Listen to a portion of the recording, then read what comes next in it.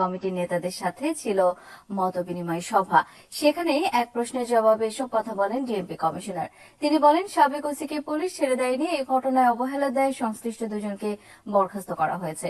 বৈষম্য বিরোধী ছাত্র আন্দোলনের সময় একটি মামলায় গত 8 জানুয়ারি উত্তরা পূর্ব থানার ওসি শাহ আলমকে গ্রেপ্তার করা হয়। গত 9 জানুয়ারি দুপুরে তাকে আদালতে সোপর্দ করার প্রক্রিয়া চলছিল।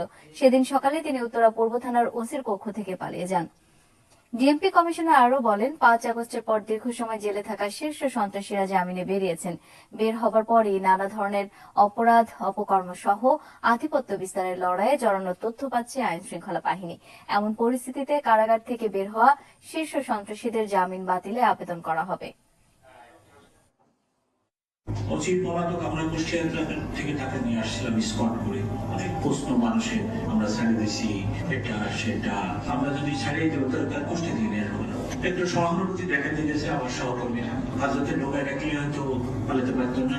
একজনের অফিসের লোকে ঢুকেছে, একজন সাব ইন্সপেক্টরকে দায়িত্ব দিয়েছে, সে হয়তো প্রস্তাব দিতে গেছে, একটু কেয়ারলেস হয়েছে, সে ভাগ দেশে চলে গেছে। আমরা খুব চেষ্টা করতেছি তাকে ধরার।